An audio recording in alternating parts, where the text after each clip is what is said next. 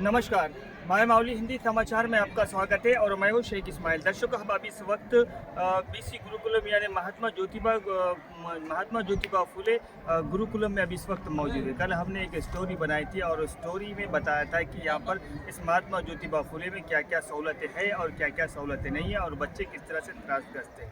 अभी वो स्टोरी कल हमने बताई थी। अभी आज उसी स्टोरी का रिजल्ट देखने के लिए हम जिस तरह से स्टोरी बनाई थी और उस स्टोरी का फ़ायदा ये हुआ है कि आज विधायक पायल शंकर खुद यहाँ पर आकर जांच और पड़ताल कर रहे हैं और इसमें देख रहे हैं कि क्या बच्चों को सहूलत मिल रही है या फिर कौन से छोटे छोटे सहूलतों से बच्चे नाराज़ हैं। अभी दर्शकों, आज सुबह 9:30 बजे से विधायक यहाँ पर बीसी गुरुकुलम यानी महात्मा ज्योतिबा फुले गुरुकुलम में आए हैं। यहाँ सभी टीचरों से और एचएम से और जो इसका जो ओनर है, जो मेन ओनर है, अभी ये किराए पे लिया गया, ये लीज पे लिया गया यहाँ पर बीसी गुरुकुलम में, उसकी जांच और पड़ताल की और उनसे बातचीत की। अभी विधायक भी जाकर देखें कि जो छोटे छोटे प्रॉब्लम है उनको ओनर से मिलवाया और ओनर को कहा गया कि तुरंत इस जो छोटे प्रॉब्लम है उन प्रॉब्लम का हल जो जल्द से जल्द पूरा करना चाहिए। आज उसी स्टोरी के वजह से आज देख रहे हैं यहाँ पर जितने भी दिखाई दे रहा है, यहाँ पर पूरी जो कलाई है और गुरु में बच्चों को ग्राउंड के लिए सहूलतें नहीं है, क्योंकि सुबह बच्चे 5 बजे उठ जाते हैं और उस उठने के बाद में बच्चे खेल कूद में या तो परेड के लिए तैयार होते हैं। अभी इसी संदर्भ में इसका तुरंत रिजल्ट ये है कि अभी इस वक्त जो देख रहे हैं यहाँ पर ट्रैक्टरों से मुरुम और रेती का भी भंडार मौजूद है और इस तरह से पूरी तरह से अभी फास्ट तरीके से काम चल रहा है। दर्शकों, अभी भी इस वक्त मौजूद है और वहाँ पर जाकर हर क्लासरूम में जहाँ पर ब्लैक बोर्ड नहीं है, जहाँ पर बच्चों को किताबें जो वितरक नहीं किए गए हैं उन सभी को देखा जा रहा है और छोटे छोटे बारीकाई से छोटे छोटे बातों पर ध्यान दिया जा रहा है। धन्यवाद, पर आप बने रहिएगा माय माउली हिंदी समाचार के साथ।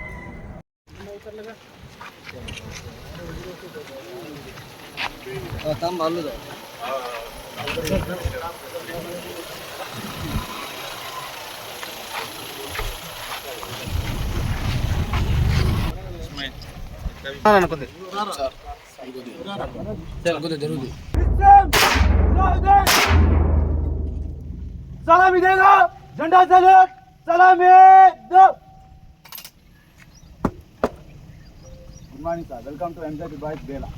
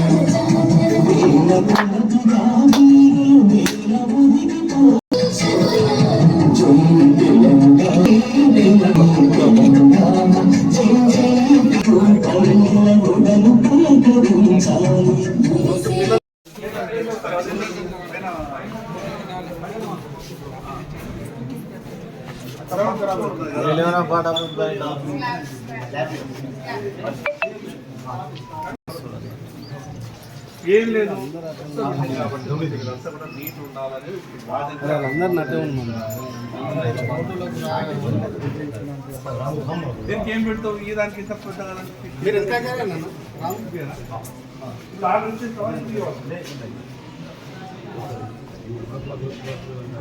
ఏంటి ఛార్జింగ్ బల్బులు పెట్టేది వస్తలేదేమో కాదు ఏం దానికి ఏముంది పెద్దది ఓల్డర్ పెడితే నీకు అర్థమైంది కదా ఓల్డర్ 20 రూపాయల వస్తువు 50 రూపాయలు అవసరం కదా అది దాన్ని పెడితే కరెంట్ పోయినప్పుడు ఇదేముంటుంది గ్రౌండ్ ఇది లోకల్ అయినా దొరికే మట్టి వచ్చేసినప్పుడు ఏం కాదు అంటే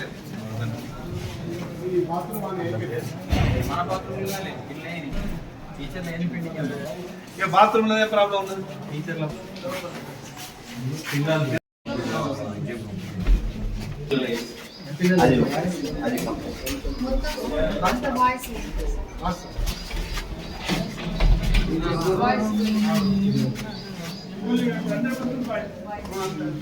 కనెక్షన్ ఇచ్చేది కాదు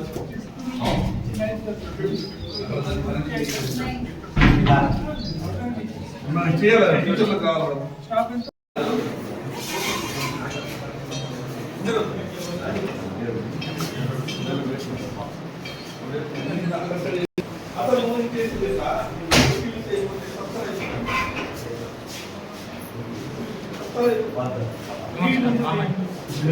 మన మేడం ఇది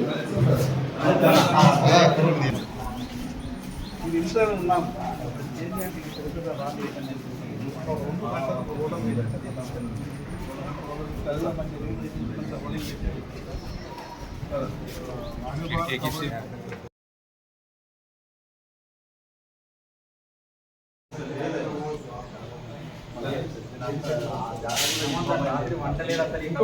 గొప్ప విషయం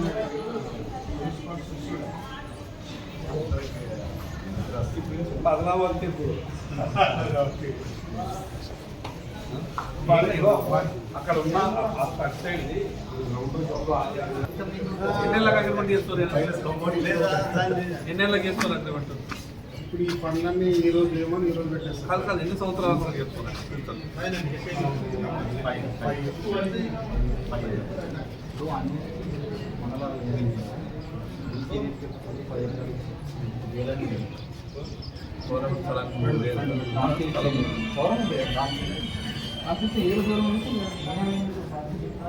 మండలి స్పెసిఫికేషన్స్ ఏమున్నాయి కండిషన్స్ గ్రౌండ్ చెప్పు ఏడాది ఉంటుంది.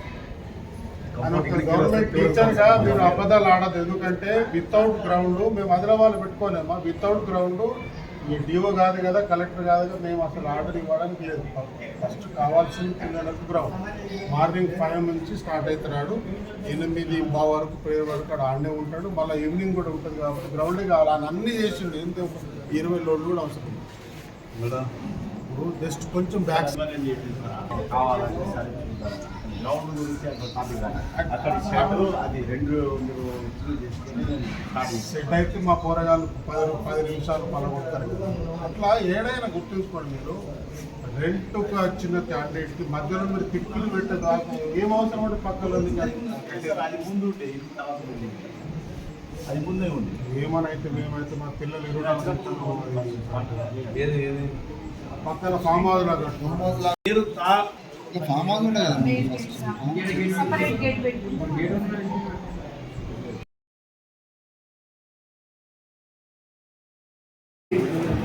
మేము ధన్యవాదాలు తెలుపుతూ ఈ ప్రత్యేకంగా ఈ బడిని మీరు మా ఆదిలాబాద్ నుంచి మీ నియోజకవర్గం బేలాకు స్టార్ట్ అయింది కాబట్టి బేలాలు తీసుకురావడం వస్తున్నందుకు పేరున ఎమ్మెల్యే గారి నుంచి అదే రకంగా శంకర్ గారు ఈ కార్పొరేషన్ విషయాలు అదే రకంగా అధికారులు అనధికారులు అదే రకంగా పత్రికా విలేకరులు మీడియా వాళ్ళందరికీ పేరు ధన్యవాదాలు.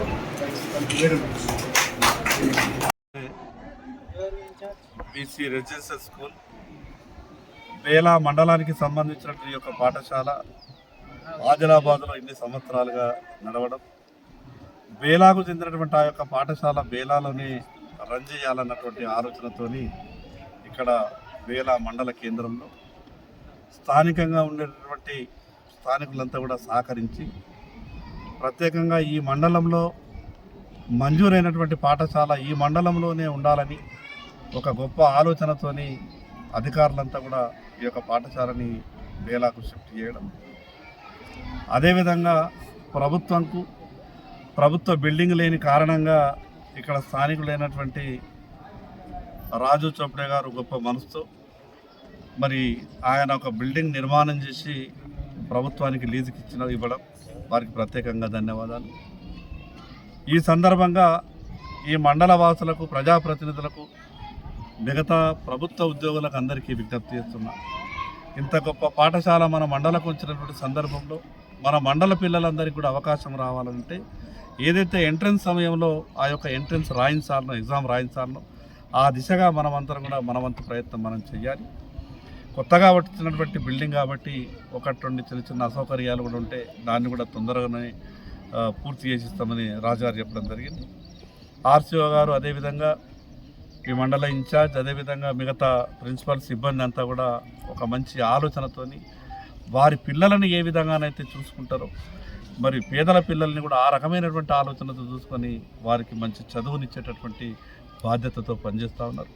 వాళ్ళందరినీ కూడా మనస్ఫూర్తిగా అభినందిస్తున్నా. రేపు ప్రభుత్వ దృష్టికి కూడా నేను తీసుకెళ్తా. ఈ అద్దె భవనాలే కాకుండా ప్రభుత్వ భవనాలలో ఈ యొక్క పాఠశాల ఉండే విధంగా భవిష్యత్తులో నా వంతు ప్రయత్నం నేను చేస్తాను.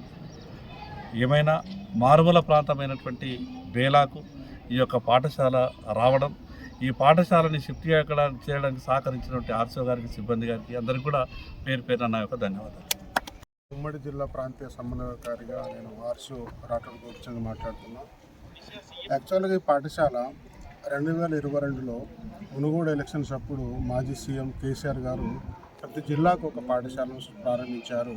అప్పట్లో మనకు మాజీ ఎమ్మెల్యే జోగరామన్న గారు అదే రకంగా ప్రజలతో సమీక్షించి మాట్లాడి ఈ నియోజకవర్గంలో ఎక్కడ ఉండాలని అనేసరికి బేలా అని చెప్పడం, స్థానికంగా ఉన్న ఎంపీపీ, జడ్పీటీసీ, సర్పంచులు, ఉప సర్పంచులు, అదే రకంగా మిగతా ప్రజాప్రతినిధులు బేలా అని అనడంతో సీఎం గారు కూడా మాకు బేలా పేరు మీదనే స్కూళ్ళు శాంక్షన్ చేయడం జరిగింది. స్టార్టింగ్లో మేము ఇక్కడ వచ్చి ప్రైవేట్ బిల్డింగ్ అద్దె భవనం కోసం చూడడం జరిగింది, కానీ ఇక్కడ అద్దె భవనం అంత పెద్ద బిల్డింగ్ లేకపోవడంతో మేము ఆదిలాబాద్ పట్టణంలో బేలా పాఠశాలలో 5, 6, 7, 22, 23లో ఈ పాఠశాల ప్రారంభించాం.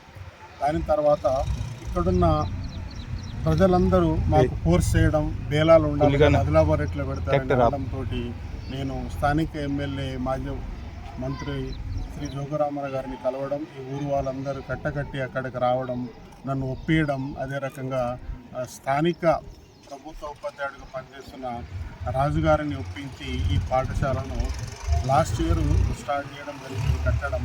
సో జూన్లో ఈ పాఠశాల ఇక్కడ తేవాలని అనుకున్నాం. కాకపోతే కొన్ని చిన్న అంటే 90% కంప్లీట్ అయిపోయి గ్రౌండ్ కావచ్చు, అదే రకంగా మిగతా విండోస్, కిటికీలు, బాత్రూమ్స్ ఇవన్నీ కాకపోవడంతో మేము జూలై 1కి ఈ పాఠశాలను తీసుకురావడం జరిగింది. ఈరోజు స్థానిక ఎమ్మెల్యే పాయల్ శంకర్ గారితో పాఠశాలను ప్రారంభించడం కూడా జరిగింది.